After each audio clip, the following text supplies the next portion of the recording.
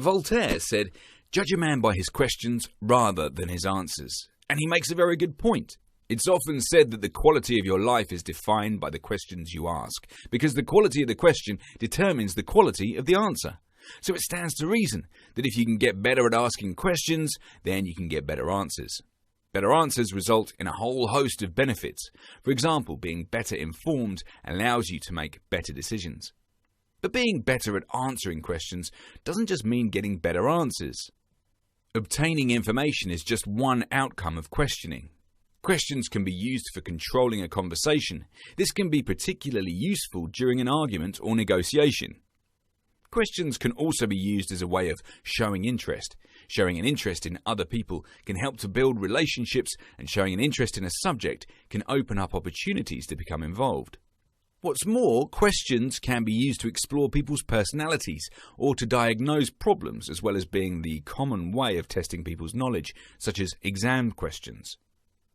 Questions can also be used to encourage further thought or used to emphasize a point. For example, this can be done using a rhetorical question. Finally, ever heard of an icebreaker? Well, questions can be used to encourage a discussion amongst a group and promote conversation amongst people who don't know each other. So it's worth considering how skilled you are at asking questions, because although we all know how to ask a question, do we all know how to do it properly? Questions in their simplest form can either be open or closed. Closed questions are questions which require a short answer, often one word, and chosen from a limited set of possible answers. For example, yes or no questions, or multiple choice questions, or a question to get a specific piece of information. Let's look at some examples of closed questions. Would you like an ice cream? What flavour would you like? How much does it cost?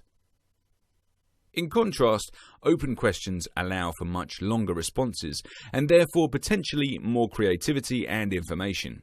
An open question asks the respondent for his or her knowledge, opinion, or feelings about something, and the response is usually more qualitative than quantitative. They usually begin with what, why, or how, but tell me and describe can also be used in the same way. Here are some examples of open questions.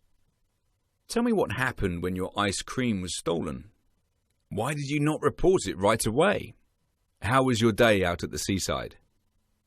There are a few advanced questioning techniques such as leading questions, probing questions, funneling, and rhetorical questions.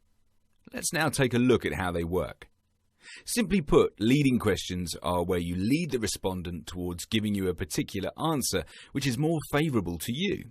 For example, if a salesperson asks you, "How many widgets do you want?"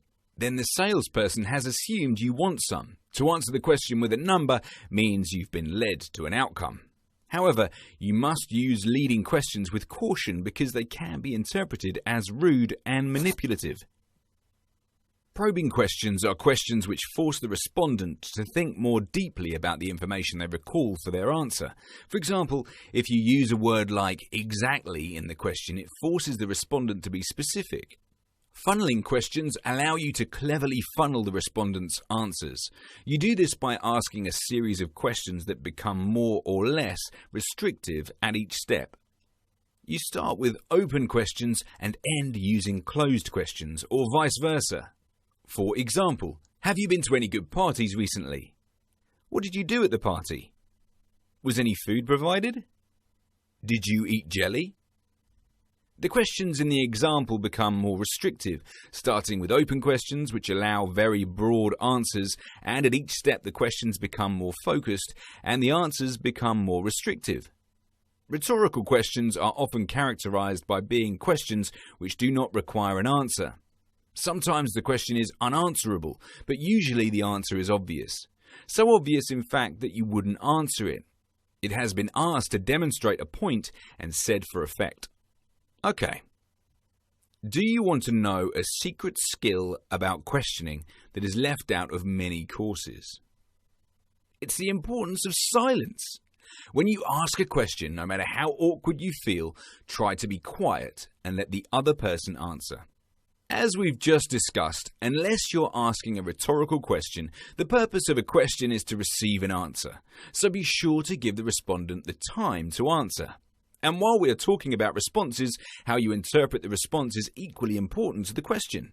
For example, you could ask the best question in the world, but if the answer is a lie or you don't get an answer, what good was the question? Watch out for respondents who only partially answer your questions or stall when responding. Politicians are well known for avoiding the question by giving an unrelated answer, so consider what type of response you are expecting and have a suitable method for making a record of the answer.